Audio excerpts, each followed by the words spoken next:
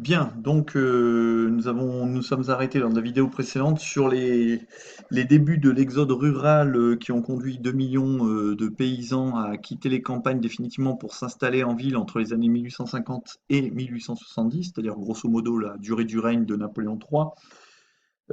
Et cet exode rural, je vous l'ai dit, s'est fait grâce à de nouveaux réseaux de transport et de communication, ce que nous allons voir en grand B.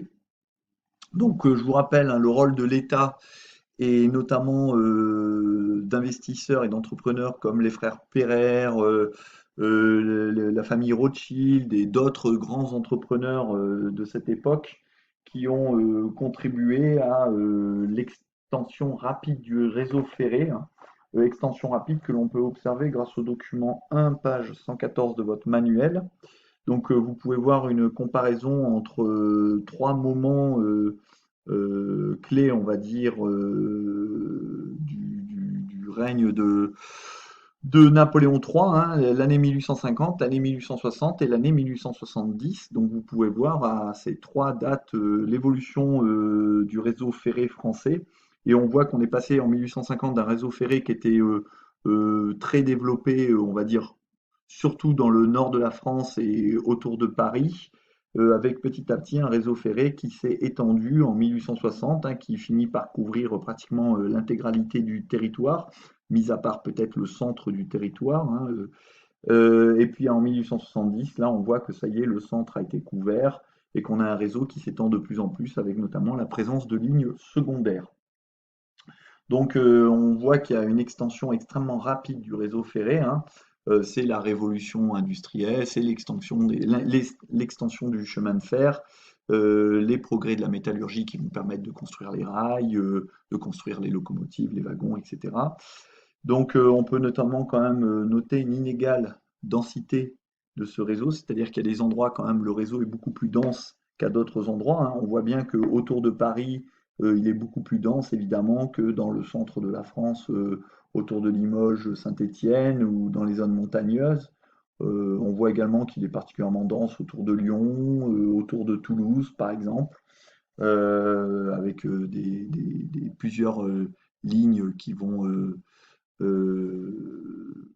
qui vont comment dire, acheminer les matières premières et les passagers vers ces grandes villes. Donc cette inégale densité, elle est aussi fortement liée à l'essor industriel, hein. Évidemment, le réseau, il est plus dense là où il y a la présence d'industries, parce qu'il faut apporter à ces industries des matières premières, hein, c'est-à-dire notamment ben, le fer ou le charbon.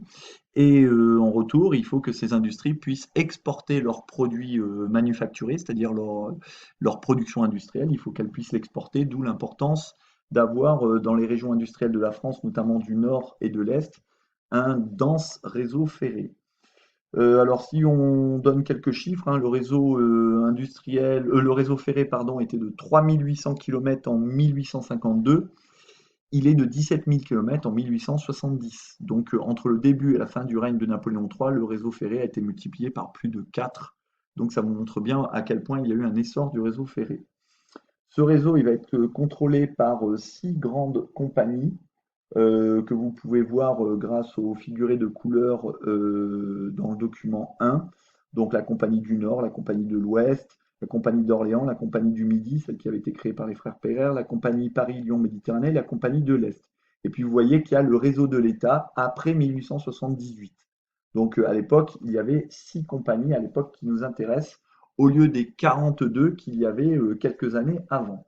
Donc on voit qu'il y a une tendance à la concentration au sein de quelques compagnies. À l'époque, évidemment, la SNCF, qui est la compagnie unique aujourd'hui française, n'existait pas.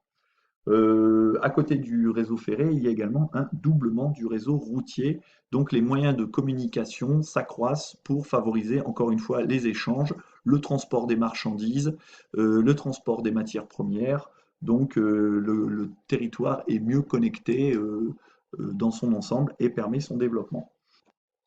Bien, nous en avons fini pour ce cours pour aujourd'hui et je vous retrouve les premières lors de la fois suivante qui sera probablement jeudi ou vendredi. Voilà, à bientôt, bonne fin de journée à vous, bon courage, bon confinement et à la prochaine.